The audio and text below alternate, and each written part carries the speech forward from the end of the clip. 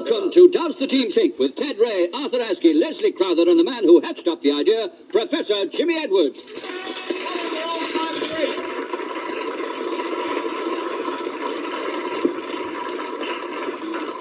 And team, listen very carefully, because here comes a question put to you by Mrs. Beryl Fiddler. Mrs. Fiddler, welcome to the programme.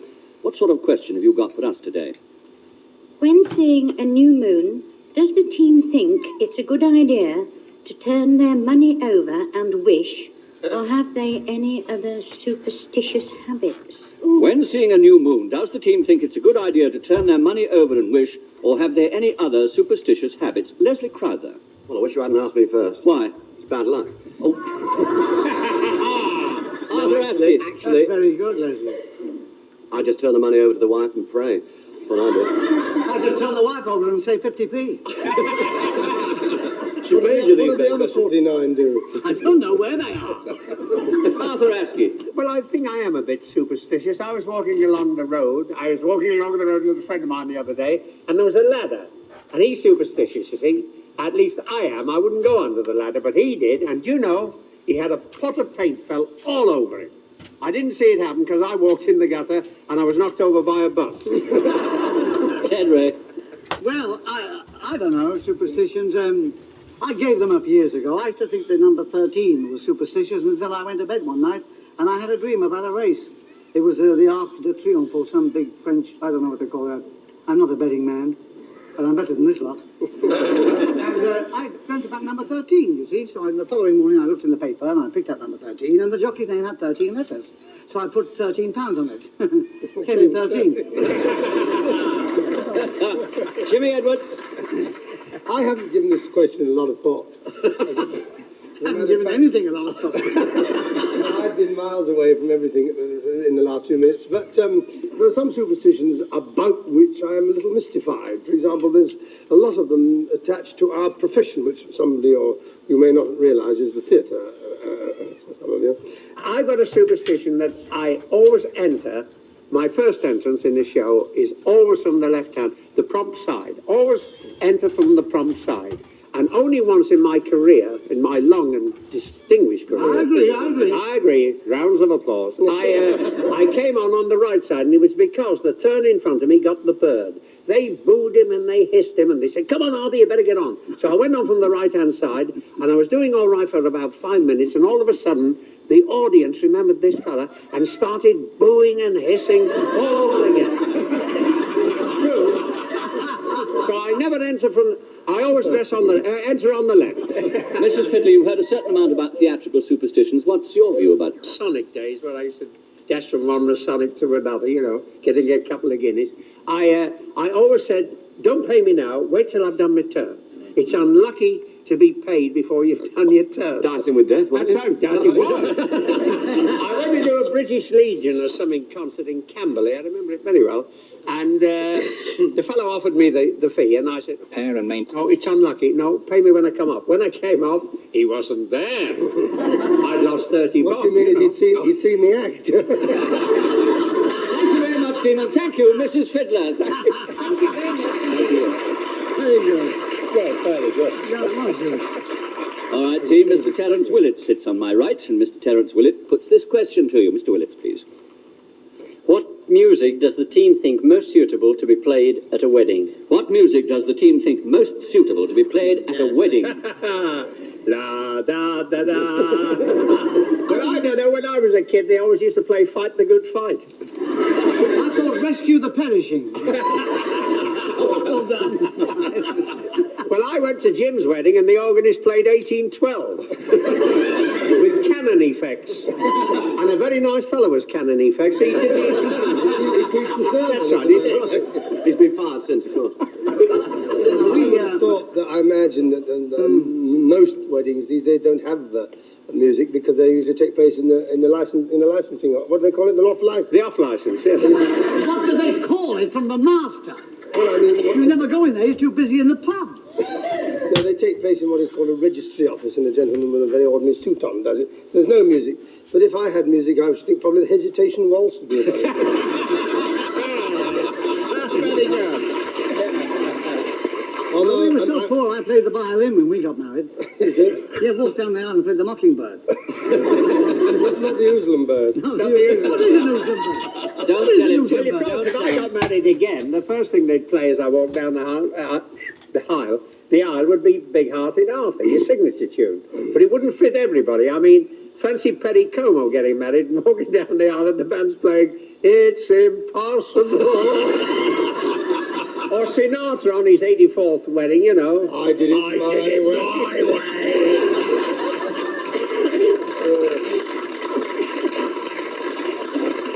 Well, my wife wanted to be married in her mother's wedding dress, but the old bag was still wearing it. Leslie Crowther, have you contributed? I think Arthur's right about the modern songs, of course, except that they changed the inflection so that what now, my love, would become what now, my love? And then you'd have you do something to me would become you do something to me. And what is this thing called love would be what is this thing called love? Bring back Cyril Fletcher. No, but I mean, And there's the other one too. Oh, what a beautiful morning would be. Oh, what a beautiful morning. I'll tell you what, Mac. Yes. There's so many brides these days who go up the aisle to get married and they're pregnant What? that the best tune would be Get Me to the Church on Time. What do you think about ABBA? We're a couple of swells. if you no, Now, only one of them is swelling. if you're gonna pursue that album, they should sing "We Three."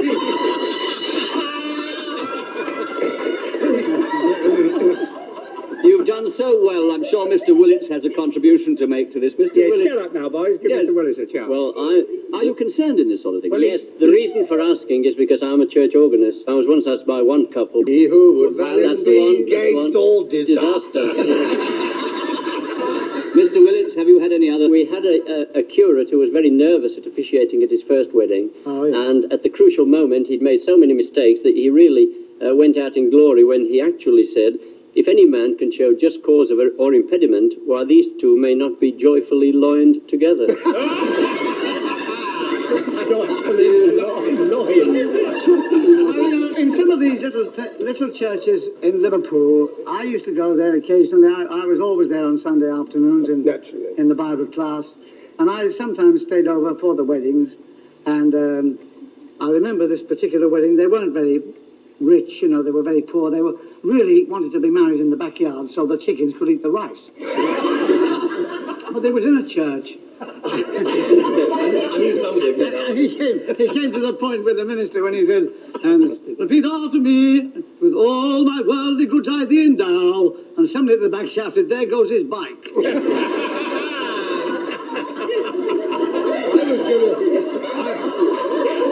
I read that service very carefully before I was married, and I had it changed to with 10% of my worldly goods I'd be in. You manage your agent. We had a vicar who always managed to get a plea for the church funds in with his, the wedding peroration and the advice to the bride and groom. And he always he used to say things like, verily, we need your lolly. The organ bellers have developed a nasty leak, which means an uncomfortable draught whistling round my pulpit every Sunday. The church bell has more cracks in it than a railway teacup. And unless we get a new plug for the farm's christenings in future, will consist of a quick rub down with a damp cloth. Thank you very much, team, and thank you, Mr. Willits. Thank you. And now, team, you're going to have a question from Mrs. Elsie Berman. Mrs. Berman, welcome to the programme. Comics are always making jokes about seaside landladies. Has any of the team met a landlady he will never forget? Comics are always making jokes about seaside landladies. Has any member of the team met a landlady he'll never forget? I met Sue. Well, I'm hoping that there are a few landladies who've forgotten me. She said, it'll be 15 shillings a week, and if you like, I can caper for you. My landlady said it'll be 10 guineas a week, and I don't want any children. There is a French widow in every bedroom affording delightful prospects. I once went into digs, and she had notices all over the house. It said, breakfast at 8:30, don't slide down the banisters, no nonsense after 11 o'clock. And she had one in the bathroom. It said, it was silly, it was childish. She made it up. It said, don't forget to put in Percy Plug before you turn on Tommy Tap. That was saving hot water, you see. Well, I hadn't written on walls for years, but I thought I must have a go at this, you see. So I wrote underneath, and don't waste your Sammy soap on your fanny flannel.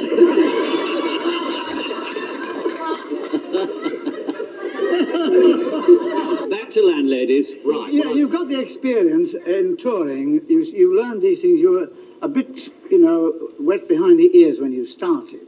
But Sometimes when you it's soon finished. found out that when you were in that dining room, you always sat in the window seat so you get larger portions. Why did you get larger portion in the window seat? Because the people passing by would think she was a good landlady and very generous. I have to explain any more jokes like this. Oh, I'm sorry. I'm sorry, Ted. If you will make such obscure jokes, you won't explain them even to the brain of Britain. Well, I can't help it because I've got a large portion, can I? I was in Diggs once, and the landlady, she was very good, but she gave us fish for every meal. We had fish for breakfast, fish for lunch, fish for supper, fish. And on the Friday, I was eating my usual piece of fish, and I happened to drop my fork. And the landlady came over, and she said, there's a stranger coming to the house. I said, I hope it's the butcher.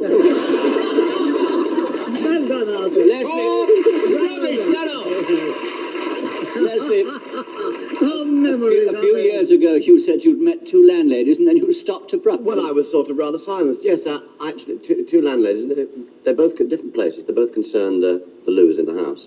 The first one, I went upstairs to the loo when I arrived at the place, and the toilet wouldn't flush. Those terrible ones that go and then stopped. And the terrible landlady's voice came from downstairs. Are you up in the lavatory, Mr. Crowther?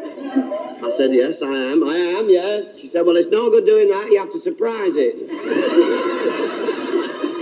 Well, it's a very funny thing you should mention that, too. Because, Leslie, I had the same lavatorial experience. Did you really? But this was an outside one. Yes. They had nothing inside. It was an outside one down at the bottom of the garden. And I went down there, with as much dignity as I could muster. I was in a bit of a hurry.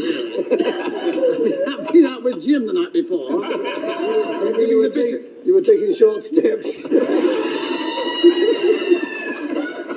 Just taking short. And she said, you did close the door, didn't you, when you'd finished? I said, oh, yes. She said, I wouldn't like our Joe to lose his pigeons. Mrs. Berman, I think we must turn our attention to you now. You've been very patient listening to these stories. I'm prompted to ask you whether you have anything to do with being a seaside landlady, perhaps. Well, I do live by the sea, it's true. I've got some friends who are, but I'm not one myself. But I was told about a comic, must be Leslie.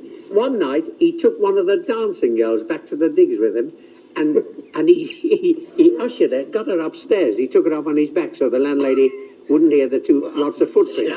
Anyway, no, this is true, folks. I wouldn't bother you if it wasn't. And anyway, the idea was she was going to get up in the morning and hop at about 6 o'clock, but they were both so tired or exhausted that they both fell fast asleep and were wakened by the landlady coming in with his breakfast. And she saw the girl next to him and said, how dare you? I've kept a respectable house here for all these years, and you bring a girl here back to these digs. How? And he sat up in bed. He said, madam, do you realise that we're both paid-up members of Equity? She said, oh, I'm sorry, and went down and got another breakfast. I love it. Very weird story. I was reminded when you were getting on to those jokes about loos at the bottom of the garden, about the fella come back from the war. And he said, I've travelled all around the world, Father, and he says, we've got to do away with that loo at the bottom of the garden. It's unsanitary and it's old-fashioned. And he had a hand grenade with him left over from the war, so he lobbed it into the... and this loo... And a voice, he said, you shouldn't have done that. He says, your mother's in there. A minute she came out and said, the pills have worked.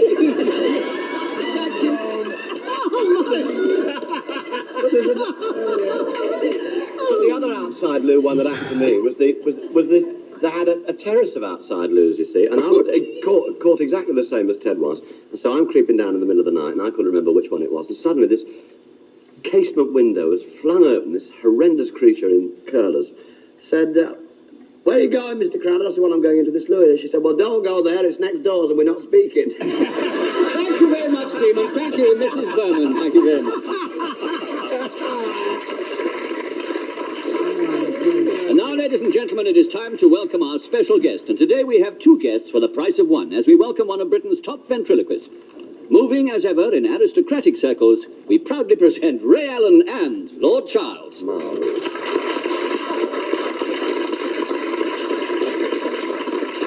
Welcome, Lord Charles. Will you ask your friend to be seated? Oh, he has. So much, yes. Could I just ask... Where are they? Where are the ladies? What do you mean, ladies? Petticoat line, isn't it? No, this is does the team think? Can't win, can you? No, you can't. Could I just... Oh, damn good, isn't it? Who's this silly ass here? Who is he? My name is MacDonald Hobley. Could I ask you a question? That's not your name, is it? Yes, it is. You poor devil. Could I just ask which of you two is going to put the question? Yeah, well, I think I'll ask the question because it... Thank you, Ray Allen. I'd rather ask you if you don't mind, dear boy. Let me ask the question. I'll ask the question. Well, I know these chaps. I'd like to ask them. Yeah, well, I know. I'd like to ask the question, too. Could you make your mind up, please? Would you not interfere? Hobley. Is it? Yes. Well, never mind. I'm sure your parents meant no harm. Will you put the question, please? I'll put. Yes. I'll put the question. Right. Yes, all right. Well, hurry up, you silly ass. Go on, then. What, are you reading it? Yeah, of course I'm reading it. Oh, well, go on and read it. What does it say? The question is, if members of the team inherited a title and a stately home, would it alter their way of life? Right, I'll repeat that question. If members of the team inherited a title and a stately home, would it alter their way of life? Well, I'll tell you something. Arthur Askew, will you get off Leslie Crowther's knee? Don't be disorderly. And this fellow said, I say you both. he said, don't you talk to me like that, because I'm a baron. And I said, it's a pity your mother wasn't. Arthur Askew has now returned to his seat. Leslie Crowther. I've forgotten what is the question? No, if members of the team inherited a title and a stately home, would it alter their way of life? Well, it would certainly make Arthur the shortest night of the year. I think Lord Charles looks more human than Arthur. Oh, but he's got a pain in his eye. I'm a little confused as to who actually did ask the question because both the lips were moving. I think it was MacDonald Hobley. It's not a fast one there. Definitely not. Don't you try to kid me. Why not? Lord Charles, what are your views about the question? Would it alter your life, or do you happen to have a stately home? Yes. What? What the hell's he got to do with you? What the devil is he on now? I want to talk to these chaps over here. Well, talk to them, then. I'm not talking to you. Oh, beg pardon. Sorry about that. That's all right. I think, you see, now, Mr. Edwards there, I think he should have a good title. I think he should have a good address. I mean, something like Lord Belching, the maltings at the frothing. No title for Leslie Crowther. He should remain the common man. And let's face it, there's no one more common than Leslie Crowther. Then, of course, now, Ted Ray there, by Jove, what a lovely chap. Now, you see, unfortunately, Lord Longford has already got the title Lord Corn, but we could always give Ted the title Lord Corn. He could live at Merry Manor, Giggleswick. Giggleswick. That was damn funny. There's Arthur there, of course, Arthur Askew. He should live at the Doll's House, Little Hampton. Super. Thank you, Lord Charles, for your views. I'll tell you this, Lord Charles, one more crack like that and you'll go back into your suitcase. Thank you very much, and thank you, Ray Allen and Lord Charles. Thank you very much indeed.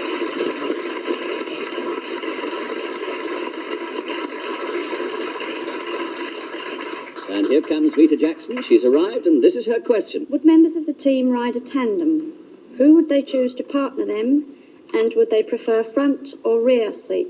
Would members of the team ride a tandem? Who would they choose to partner them? And would they prefer front or rear seat? I wouldn't mind as long as they had two saddles. Mrs. Jackson, since you put this question, can I ask whether you have any knowledge at all of tandems yourself? Yes, we do ride a tandem, my husband and I. Carry on, Mrs. Jackson. Tell us which position you adopt. I mean, you know what I mean.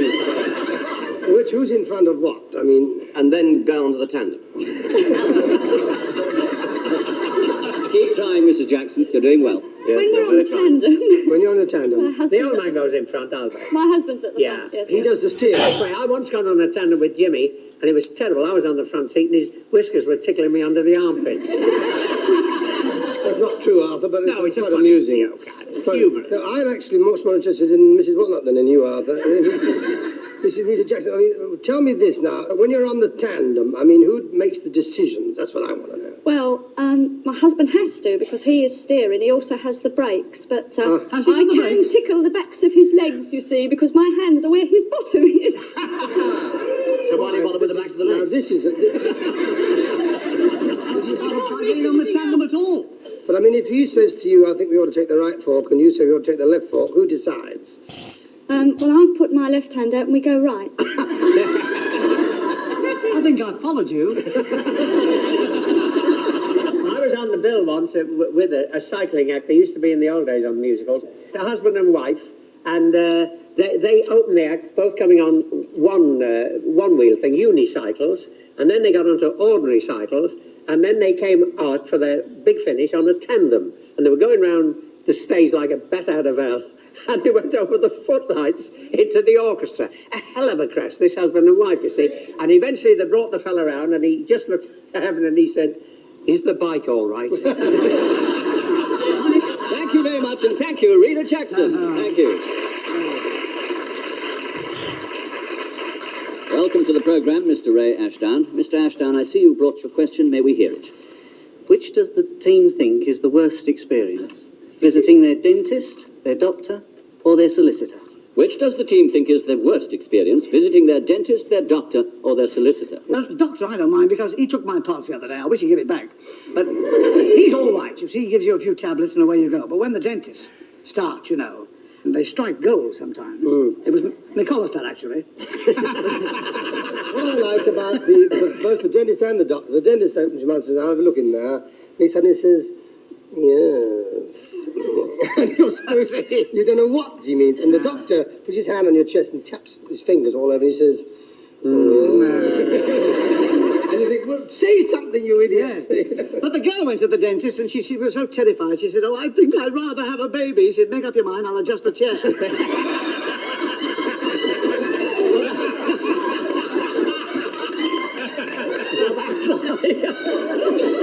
But I think the doctor has the tough job. I mean, this young fella, he was a bit worried about his wife, and he called the doctor out in the small hours of the morning, and the doctor went upstairs, went in with the wife, left the husband outside, and the doctor came flying out after a couple of minutes. He said, "Get me a carving knife." So the young husband ran downstairs, got a carving knife, gave it to the doctor. The doctor went in the room, came out a couple of minutes later. He said, "Get me a hammer and chisel." So the husband rushed downstairs, got the hammer and chisel, came up again. The doctor went in with the wife, came out again. He said, "For God's sake, get me a crowbar." So the young husband said, "What is the matter, doctor? What the hell's wrong with my wife?" He says, "I don't know. I can't get over my bloody bag open." Mr. Ashdown, which do you consider to be the worst of those three? Which are you? Mr. Ashdown. I'm a solicitor. I thought you were. And ignore the team, and let's have your views on it. Well, certainly the dentist is the worst as far as I'm concerned from the physical pain that he's likely to inflict on one. But I can imagine that most people, or a lot of people, indeed think a solicitor's the worst of all Because experiences. the pain is deferred. Yeah, exactly. Well, they would take the hair off first. I mean, we get the instant pain with the dentist, and we get the pain 6 months after with you lot. That long list of picking up telephone and dialing and all that. Picking up telephone. Opticians are the worst because they have those incredible things with the bottom line, which is absolutely tiny. So, you know, X, G, B, Y, Z, all that bit. I know a Polish fellow who went to one of these places and said, "Can you read the bottom line?" He said, "Read it, I know him." Thank you very much, team. Thank you very much. And there, I'm afraid, we must close Does the Team Think for today. On behalf of Jimmy Edwards, Ted Ray, Arthur Askey, Leslie Crowther, and our producer, Edward Taylor, our thanks to all our questioners, and of course our special guests, Ray Allen and Lord Charles. And we hope you'll all join us again next week. Till then, this is MacDonald Hobley saying goodbye to you all. Goodbye.